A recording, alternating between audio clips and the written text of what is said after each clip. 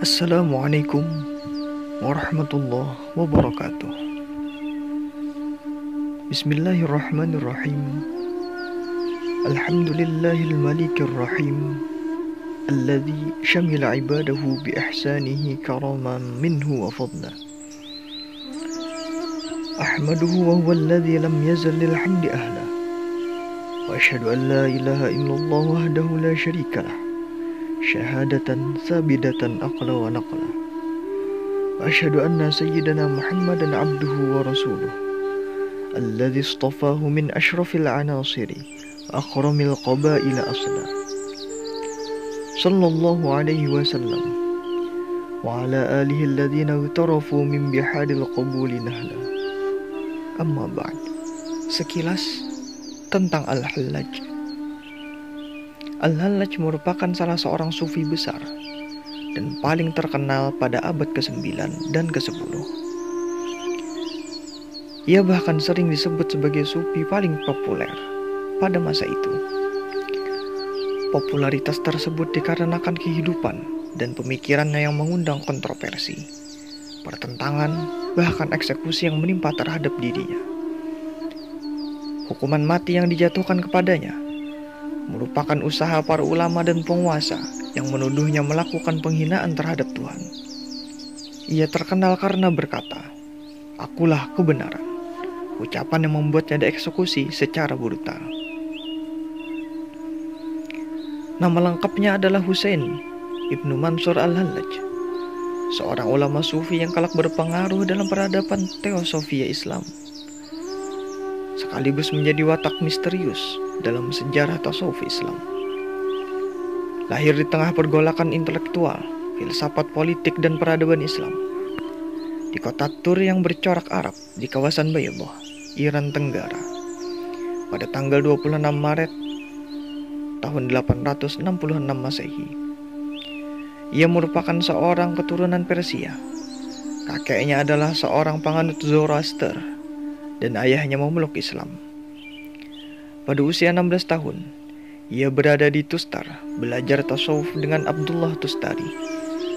Dan pada usia 18 tahun, ia berangkat ke Basrah dan Baghdad. Di Baghdad ia belajar dengan Junaid al-Baghdadi dan Amr bin Utsman al-Makki. Menurut catatan As-Sulami, Al-Hallaj pernah berguru kepada Abul Hasan al-Nuri, Abu Bakar al-Fuati, dan guru-guru lainnya.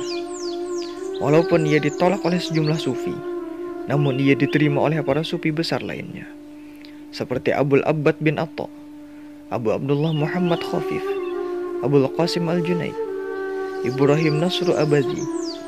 Mereka memuji-muji dan membenarkan Al-Hallaj. Bahkan mereka banyak mengisahkan dan memasukkannya sebagai golongan ahli hakikat. Bahkan Muhammad bin Khafif berkomentar, Al-Husain bin Mansur adalah seorang alim Rabbani. Setelah menunaikan ibadah haji, ia kembali ke Baghdad, dan selanjutnya ia mulai mengembara ke Ahwaz, Khurasan, Turkistan, dan ke India. Ia mempelajari filsafat Hindu dan Buddha, dan juga mempelajari mistik dan astronomi. Pada usia 58 tahun, ia kembali ke Baghdad dengan membawa ajaran yang mengagetkan para ulama fikih dan ahli tasawuf. Beliau memiliki begitu banyak karomah semasa hidupnya. Suatu hari, Al-Hallaj melewati sebuah gudang kapas dan melihat seonggok buah kapas. Ketika jarinya menunjuk pada onggokan buah kapas itu, biji-bijinya pun terpisah dari serat kapas. Beliau juga dijuluki Hallaj al-Asrar karena mampu membaca pikiran orang dan menjawab pertanyaan mereka sebelum ditanyakan kepadanya. Saat menunaikan ibadah haji yang kedua kalinya, Al-Hallaj pergi ke sebuah gunung untuk mengasingkan diri bersama beberapa orang pengikutnya. Sesudah makan malam, Al-Hallaj mengatakan dia ingin makan manisan. Semua muridnya kebingungan, lantaran semua perbekalan telah habis. Al-Hallaj tersenyum dan berjalan menembus kegelapan malam. Beberapa menit kemudian, Al-Hallaj kembali sambil membawa makanan berupa kue-kue yang hangat yang belum pernah dilihat sebelumnya. Al-Hallaj kemudian meminta semua muridnya makan bersama. Seorang murid Al-Hallaj penasaran dan ingin tahu dari mana Al-Hallaj memperoleh makanan tersebut dan menyembunyikan kue bagiannya. Ketika mereka kembali dari pengasingan diri, sang murid ini mencari seorang yang mengetahui asal kue itu. Akhirnya salah seorang warga kota Zabib, sebuah kota yang jauh dari situ, mengetahui bahwa kue itu berasal dari kotanya. Sang murid yang keheranan ini pun sadar bahwa Al-Hallaj memperoleh kue itu secara ajaib. Tak ada seorang pun dan hanya jin saja yang sanggup menempuh jarak yang jauh dalam waktu singkat, katanya. Pada kesempatan lain, Al-Hallaj mengarungi padang pasir bersama sekelompok orang dalam perjalanan menuju Mekah. Di suatu tempat, sahabat-sahabat yang menginginkan buah ara. Al-Hallaj pun mengambil senampan penuh buah ara dari udara. Kemudian mereka meminta halwa. Al-Hallaj membawa senampan penuh halwa hangat dan berlapis gula, serta memberikannya kepada mereka. Usai memakannya, mereka mengatakan bahwa kue itu khas suatu daerah di Baghdad, Irak. Mereka pun bertanya bagaimana Al-Hallaj mendapatkannya dari negeri yang amat jauh. Al-Hallaj pun menjawab bahwa Baghdad dan padang pasir adalah sama dan tidak ada jarak di antaranya. Kemudian mereka pun meminta kurma. Al-Hallaj sejenak berdiri dan menyuruh mereka untuk menggerakkan tubuh mereka seperti sedang menggoyang-goyang pohon kurma. Ketika mereka melakukannya, maka kurma-kurma segar pun berjatuhan dari lengan baju mereka. Adapun pemikiran Al-Hallaj berpangkal dari keyakinan bahwa Tuhan dapat ditemukan dalam kalbu masing-masing. Pemikiran tersebut mengantarkannya untuk merumuskan berbagai paham, di antaranya kesatuan manusia dengan Tuhan, penciptaan alam melalui cahaya Muhammad, dan kesatuan segala agama. Al-Hallaj percaya bahwa Tuhan dapat mengambil tempat dalam tubuh manusia yang telah membersihkan sifat kemanusiaannya. Pengalaman ini membuatnya mengeluarkan ucapan, "Ana al-haq," akulah sang kebenaran. Pernyataan tersebut menjadi salah satu pokok tuduhan bahwa Al-Hallaj telah mengaku sebagai Tuhan.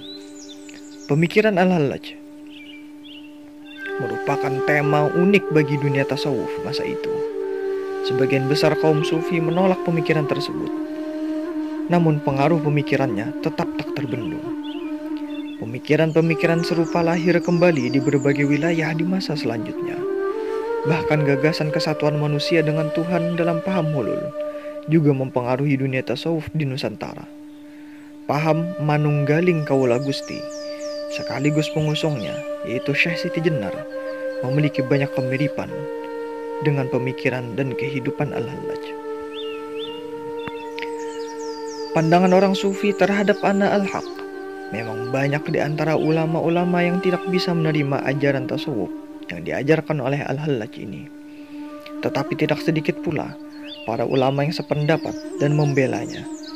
Kebanyakan ulama fikih mengkafirkannya dengan alasan bahwasanya mengatakan bahwa diri manusia bersatu dengan Tuhan adalah syirik yang amat besar. Oleh karena itu, Ibnu Taimiyah, Ibnul Qayyim, Ibnu Nadim, dan lain-lain berpendapat bahwa hukuman mati yang ditimpakan kepada Al-Hallaj memang patut diterimanya. Tetapi ulama-ulama fikih yang lain seperti Ibnu Syuraih, seorang ulama yang sangat terkemuka dari mazhab Malik, memberikan komentar, "Ilmuku tidak mendalam tentang dirinya, karena itu saya tidak bisa berkata apa-apa." Pembela-pembela Al-Hallaj menjernihkan ajarannya dari apa yang dituduhkan orang kepadanya. Syekh Abdurrahman As-Segaf, salah seorang syekh tarekat Alawiyah, mengatakan bahwa dia sebelumnya menyangka pada diri Al-Hallaj ada keretakan karena sikapnya, seperti keretakan pada kaca. Tetapi setelah sampai pada maqam Al-Qutbiyah, dia melihat bahwa Al-Hallaj telah mencapai tingkat bila diandaikan buah, dia adalah buah yang matang. Al-Hujwiri mengatakan, Al-Hallaj sepanjang hidupnya memakai jubah ketakwaan, senantiasa menegakkan salat dan berzikir memuji Tuhan, dan puasa terus-menerus, serta menyampaikan ujaran-ujaran yang tinggi dan bagus tentang tauhid. Tetapi ahli-ahli ilmu kalam menolaknya atas dasar bahwa kata-katanya bernafaskan panteisme. Namun apa yang dituduhkan itu cuma terletak pada ungkapan, bukan pada maknanya. Imam Ghazali ketika ditanyai bagaimana pendapatnya tentang perkataan ana al-haq, beliau menjawab, perkataan demikian yang keluar dari mulutnya adalah karena sangat cintanya kepada Allah. Apabila cinta sudah demikian mendalamnya, tidak ada lagi rasa berpisah antara diri seorang dengan seorang yang dicintainya. Rumi dan Fakhruddin Al-Attar memberinya julukan Syahidul Haq, seorang syahid yang benar. Pada hari ketika Al-Hallaj akan dieksekusi, para sufi waktu itu pun banyak yang berbeda pendapat tentang vonis mati yang dijatuhkan kepadanya. Di antara mereka, ada sufi yang bisa memahami perasaan Al-Hallaj sebagai seorang sufi. Namun ada juga sufi lain yang berpendapat bahwa Al-Hallaj memang pantas mendapat hukuman itu, karena Al-Hallaj telah mengumumkan salah satu rahasia kaum sufi. Ana al-haq adalah kesimpulan dari konsep realitas yang dibangun Al-Hallaj dari negasi segala yang selainnya, serta afirmasi Tuhan sebagai satu-satunya kebenaran. Di sini, Hallaj sebenarnya telah menetapkan kalimat La ilaha illallah sepenuhnya dan seutuhnya. Bagi Hallaj, Tuhan adalah realitas absolut yang melahirkan realitas relatif, yaitu semesta dan segala isinya. Proses kelahiran realitas relatif melalui tingkat-tingkat realitas sehingga sampai pada satu titik ujung Nur Muhammad. Karena itu, Nabi Muhammad SAW adalah inti realitas semesta dengan citra Tuhan yang disebut Ibnu Arabi sebagai Al-Mir'ah Al-Muhammadiyah. Sebagai realitas relatif, semesta yang berasal dari Tuhan mengemban citra Tuhan dalam dirinya, sehingga ia berfungsi sebagai tanda Tuhan dalam diri manusia. Tuhan selalu meletakkan citranya. Karena itu, ia akan selalu hadir dan menampakkan diri ketika manusia mengusahakannya. Hallaj dalam perjalanan spiritualnya telah sampai pada tingkat merasakan kehadiran Tuhan dalam dirinya. Bila kau tak mengenalinya, kenalilah ayat-ayatnya, dan akulah tanda penampakannya. Ana al-haq, akulah kebenaran. Ini karena tak henti-hentinya aku merealisasikan kebenaran itu, kata Al-Hallaj. Pernyataan seperti ini didasarkan Hallaj pada pengalaman menyatu dirinya dengan sang kebenaran. Setelah tidak puas dengan rumusan dan konsep tentang realitas absolut yang mengumpamakan dirinya dengan seekor ngengat yang terbang mengitari api, tapi ia tidak puas dengan cahaya dan panas, sehingga ia masuk membakar diri, menyatu dengan api. Al-Hallaj sadar, penyatuan sepenuhnya tidak akan pernah tercapai selama dirinya masih terpenjara dalam tubuh yang fisik material. Maka, kematian adalah jalan yang harus dilewati untuk keluar dari penjara itu dan menyatu secara total dengan Tuhan yang sering ia sebut kekasih. Ketika hendak dieksekusi, Al-Hallaj dengan tenang berkata, Tuan-tuan telah menjalankan peraturan yang pantas atas orang-orang yang Tuan anggap melanggar undang-undang. Memang, siapa yang dipandang melanggar undang-undang syariat patut dihukum. Kemudian dia mengangkat tangannya ke langit dan berdoa, Tuhan, maafkan orang-orang tersebut karena mereka tidak tahu apa yang aku alami. Menurut para sufi, ketika itu pula terjadi banyak dialog antara para khalayak yang menyaksikan dia digantung. Banyak orang yang ingin bertanya kepada Al-Hallaj, karena itu adalah detik-detik terakhir Al-Hallaj. Salah satunya bertanya, apa itu tasawuf? Apa itu sufi? Lalu kata Al-Hallaj, kematian saya sekarang ini adalah tahap paling rendah dalam tasawuf.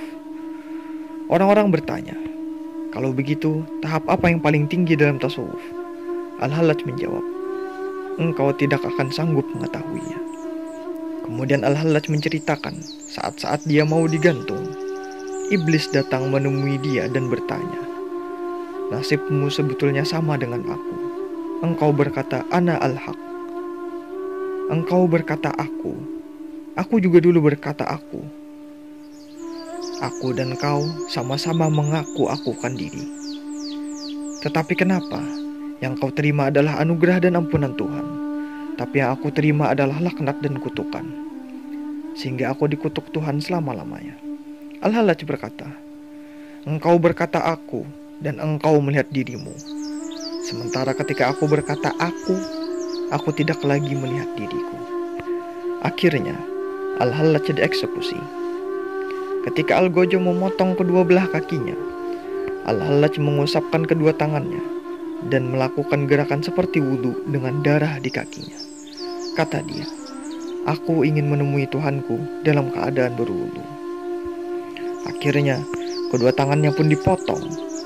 Dia digantung, lehernya ditebas. Selama 2 hari mayatnya dibiarkan ditonton orang-orang di alun-alun kota. Dan pada hari yang ketiga, mayatnya dibawa ke sungai dan dilemparkan ke dalamnya. Akhirnya 24 Dzulqa'dah 309 tahun Hijriah, hukuman mati Al-Hallaj dilaksanakan dan tamatlah peran-peran lahiriahnya. Diceritakanlah bahwa tetesan darahnya yang jatuh ke bumi dan berjulur membentuk huruf-huruf Ana al-Haq dan menggemakan Ana al-Haq. Dan ketika gumpalan tanah berdarah mansur itu dibuang ke sungai Efrat, sungai itu pun kemudian menggemakan Ana al-Haq. Allah subhanahu wa ta'ala a'lam. Assalamualaikum warahmatullahi wabarakatuh.